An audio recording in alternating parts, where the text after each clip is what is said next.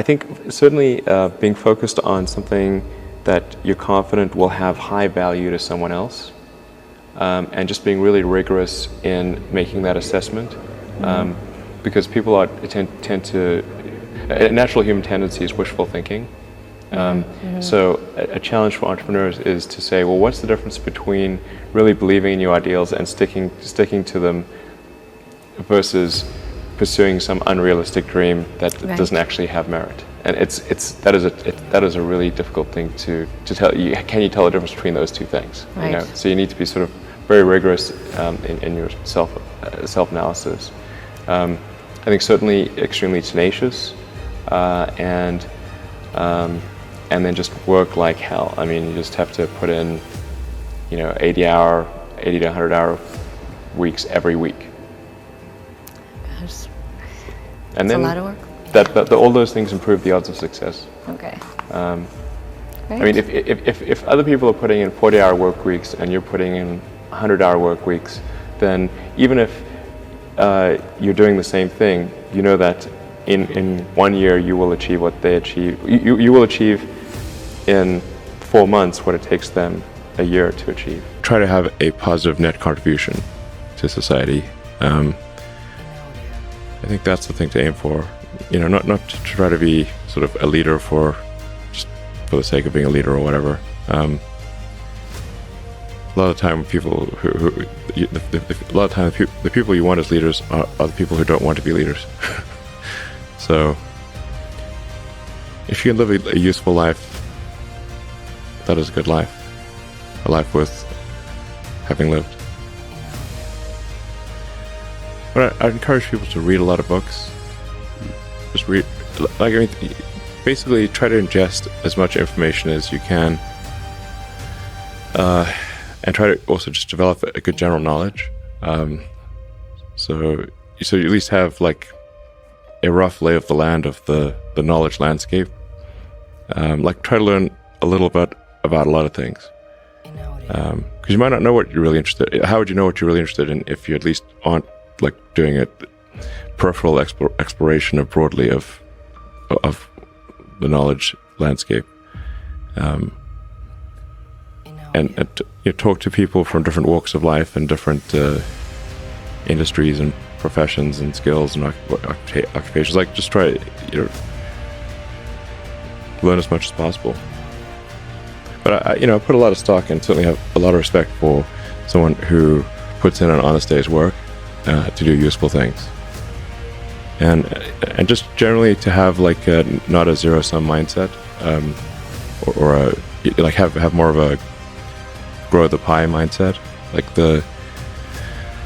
If you sort of say when I see people perhaps including some very smart people kind of taking an attitude of doing things that seem morally questionable, it's often because they have at a base sort of axiomatic level a zero-sum mindset, and they, without realizing it, they don't realize they have a zero-sum mindset, or at least they don't realize it consciously. And so, if you have a zero-sum mindset, then the only way to get ahead is by taking things from others. If the pie is fixed, then the only way to have more pie is to take someone else's pie. But this is false. Obviously, the pie has grown dramatically over time, the economic pie. So in reality, you can have so overuse this analogy. You can have there's a lot of pie. Yeah, pie is not fixed. Yes. So you really want to make sure you're not operating without realizing it from a zero-sum mindset, where the only way to get ahead is to take things from others. Then that's going to result in you trying to take things from others, which is not good. It's much better to work on adding to the economic pie. Maybe, so creating, like I said, creating more than you consume, doing more than you, So that's a big deal. I think there's a fair number of people in finance that do have a bit of a zero-sum mindset. Company, how does this wealth arise? It's if you organize people in a better way to produce products and services that are better than what existed before, and you have some ownership in that company, then that essentially gives you the right to allocate more capital. In the United States especially, there's an overallocation of talent in finance and law. Basically, too many smart people go into finance and law. So, this is both a compliment and a criticism. We should have, I think, fewer people doing law and fewer people doing finance and more people making stuff. And manufacturing used to be highly valued in the United States, and these days it's not. It's often looked down upon, which I think is wrong. There's a friend of mine who's got a great saying about creating a company, which is trying to build a company and have it succeed is like eating glass and staring into the abyss. So, what tends to happen is it's sort of quite exciting for the first several months of starting a company. And then reality sets in, things don't go as well as planned, customers aren't signing up, the technology or the product isn't working as well as you thought. And then that can sometimes be compounded by a recession, and it can be very, very painful for several years.